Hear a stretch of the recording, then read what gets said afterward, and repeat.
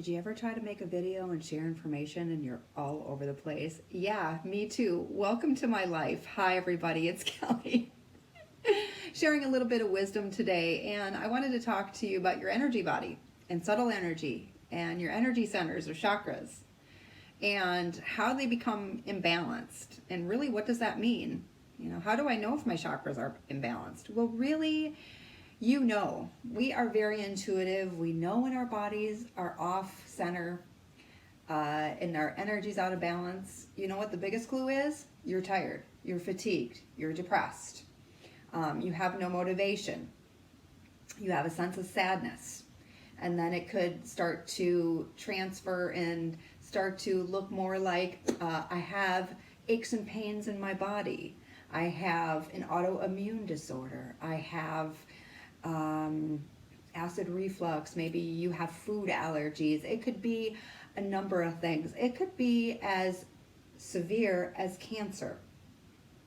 And I'm not saying if you have any of these major illnesses that you shouldn't go to the doctor and that you can heal yourself, even though the body can heal itself. But just take this information in and you may be able to start to shift your thoughts, shift your mind, and shift your energy. So we are all energetic beings. We're more energy than matter. And we have a life force energy that is within us. There's a line of energy that starts at the top of the head and goes down to the base of the spine. And along this line of energy, there's these concentrated energy centers, also known as chakras, and each one holds different specific information. And the information that it contains, it actually follows us along in our human development. So we start off at the root chakra, and that has to do with our tribe. And that is usually it starts to resonate within birth to about 7 years. Our sacral chakra, our second chakra, right below the spine, that's starts to resonate about 7 and runs to about 14. The next chakra, our third chakra, is our solar plexus chakra, and that one is activated around puberty. Now each one, like I said, each one of these holds specific information having to do with the lessons that are to be learned and the energy that it contains within those stages of development. And if we go back to our root chakra, our tribal chakra, that has to do with group identity. It has to do with our connection to our tribe, but also the connection to the human race. It has to do with structure, stability, a sense of belonging. So if there wasn't that structure within the family, within our tribe, we can be left with we don't feel stable within our lives. That's where we get our stability from. Moving up through to our next chakra, our sacral chakra, and I'm just giving some examples. I'm not going to go through each one, but I like to use these because people can often relate to this. Going up to our sacral chakra, our second chakra, right below the belly button. There we find the energy of relationships with other people. And that starts around 7. So we go outside of our tribe and start to look at relationships with our friends, okay? Here we start to learn about the power of choice and about control.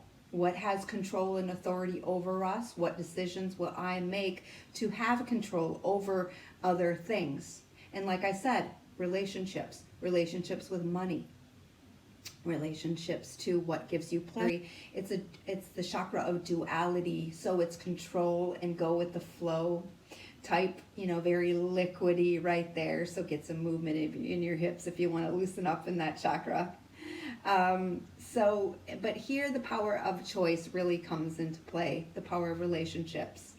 Our solar plexus chakra, that third chakra, that's our powerhouse of our confidence, and it starts to resonate about 14 years old. We start to learn about self-identity and who we are in the world.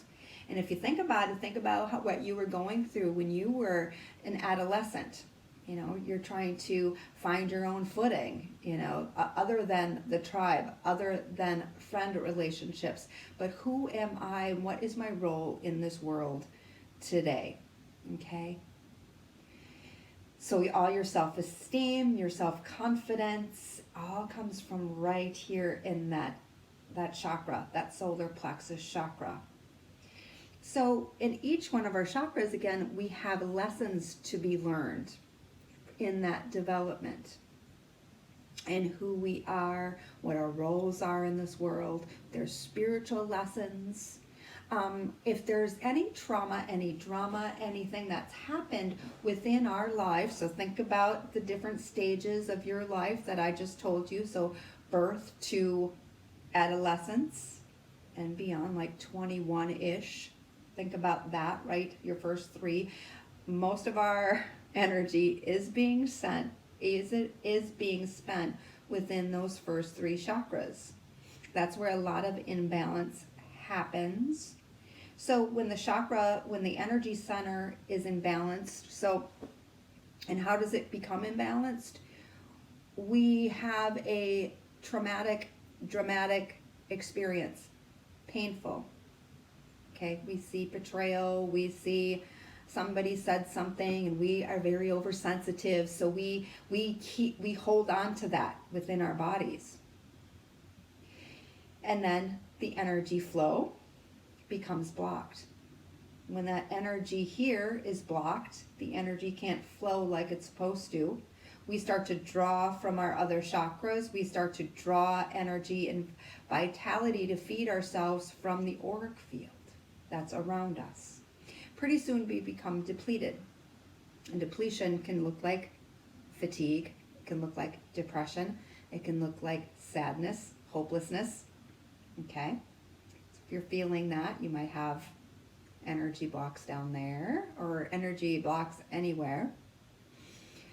And then pretty soon, after a length of time, and after your vital life force energy can't feed and nourish your energy centers, it can't nourish and feed your body starts to become depleted and unnourished, and you start to form and manifest disease within your physical body.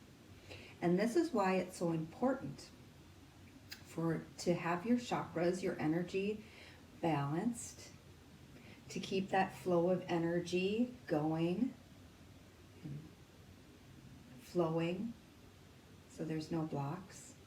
You yourself can keep that flow and that energy alive by doing chakra meditation, energy center meditation, bringing blessings to each one of your energy centers, and this can be a daily practice of daily meditation. How the benefit of Reiki comes in is that Reiki is a higher vibrational energy. Okay? And it helps the client get into their nervous system to be, shifts into a parasympathetic. And what that is you become more calm, relaxed, you get out of your way and the body can help heal itself. And again, this isn't a replacement for any other protocols that you might be going through right now. It's in addition to any other medical protocols you're seeing. So I don't like to tell anybody this, oh my God, I got cancer and this could cure me. No, but it could ease the system, ease the symptoms. It can help the healing process move along faster. It can give you, I always feel it can help with your healing in that you can touch and start to go inside and listen to your own intuition. What is right for me in my healing? And you can follow that guidance. You become more clear with that guidance. Okay. So what does a balanced energy system look like? Well, the opposite of one that's not imbalanced. You're going to have more energy, more vitality. You're going to be able to walk forward in confidence. You're going to feel more empowered. You're going to feel lighter. and you're going to be able to feel like you can take on the world. So in my energy balancing, the chakra balancing Reiki sessions that I do, I go through a chakra clearing. And I go through, it's a meditation. All you need to do is lay there on the table, and I'm clearing the chakras. Giving Reiki energy, clearing the chakras. And then I go over each one of the chakras and balance each one of those out with Reiki energy. And it's just really you can feel lighter, more vibrant, and it's just it's a blessing. I think it's a blessing to get. I'm very honored if you choose to come to me to do this, because I've seen people just really have their energy shifted from a session like this. And it's a real honor that people come to me who aren't feeling very well and they just want to change in their life. So if you have any questions, let me know. I'd love to talk more to you about this and what it can do for you in your life.